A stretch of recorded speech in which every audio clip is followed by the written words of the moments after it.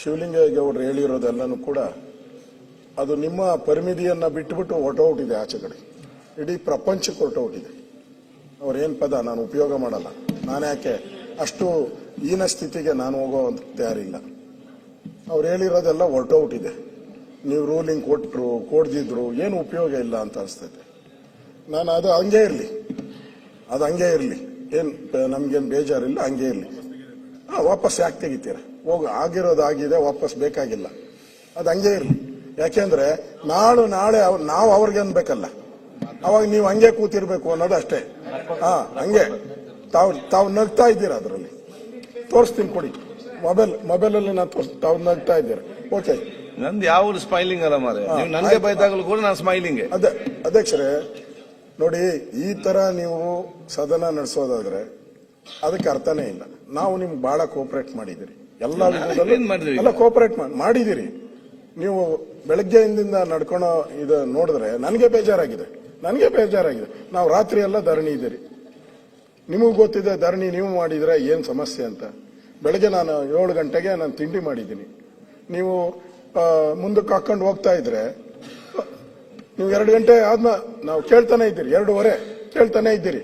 ನೀವು ಮುಂದಕ್ಕೆ ಹಾಕ್ತಾ ಇದ್ದೀರಿ, ನಮ್ಮನ್ನು ನಿಲ್ಸಿದ್ದೀರಾ. ನಾಳೆ ನಿಮ್ಮ ಮನೆಗೆ ಯಾರನ್ನ ಹಂಗೆ ಬಂದ್ರೆ ದಾರಿಯಲ್ಲಿ ನಿಲ್ಸ್ಕೊಂಡು ನೀವು ಹಿಂಗೆ ಮಾತಾಡ್ತೀರಾ? ಮಾನವೀಯತೆ ಅನ್ನೋದು ಬೇಕಲ್ಲ ಅಧ್ಯಕ್ಷರೇ.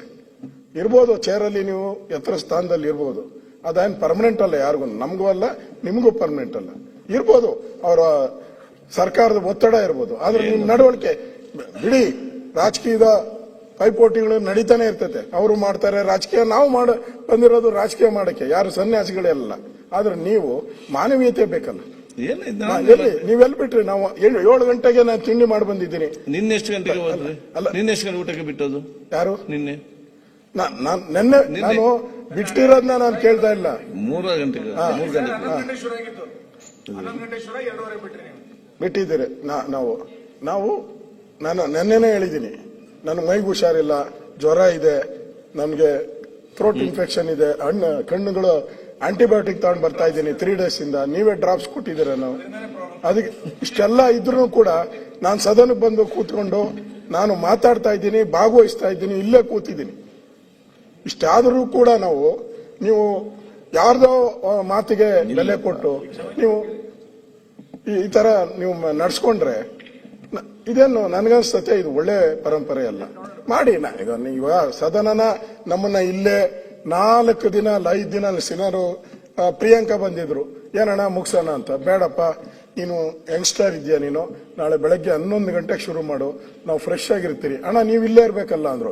ಆರಾಮಾಗಿರ್ತೀರಿ, ಸೆಟಪ್ ಆಗ್ಬಿಟ್ಟಿದ್ದೀರಿ. ಈಗ ನೆನ್ನೆ ಒಂದು ಸೆಟಪ್ ಆಗ್ಬಿಟ್ಟು ಆರಾಮ್ಸೆ ಎಲ್ಲ ನಮ್ ಜಾಗಗಳೆಲ್ಲ ನೋಡ್ಕೊಂಡ್ಬಿಟ್ಟಿದ್ದೀರಿ, ಆರಾಮ್ಸೆ ಸೆಟಪ್ ಆಗಿದೆ ಎಲ್ಲ. ಏನ್ ನಮ್ಗೇನ್ ಪ್ರಾಬ್ಲಮ್ ಇಲ್ಲ, ಆರಾಮಾಗಿ ನಾವು ನಾಳೆಗೂ ರೆಡಿ ಇದ್ದೀರಿ, ನಾಡಿದ್ಗೂ ರೆಡಿ ಇದ್ದೀರಿ, ನಮ್ಗೇನ್ ಸಮಸ್ಯೆ ಇಲ್ಲ.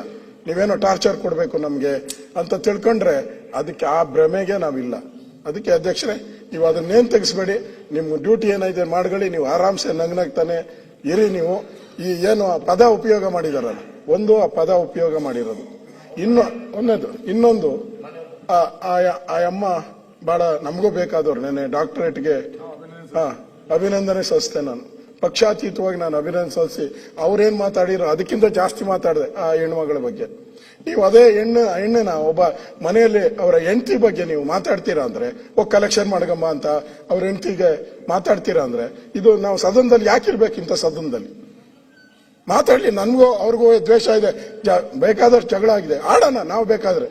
ನಾವು ಅದಕ್ಕೆ ಪೊಲಿಟಿಕಲ್ ಆಗಿ ನಾವು ಬಂದಿದ್ದೀರಿ. ಮನೆಯವ್ರನ್ನೆಲ್ಲ ಕರ್ಕೊಂಡ್ಬರ್ತೀರಾ?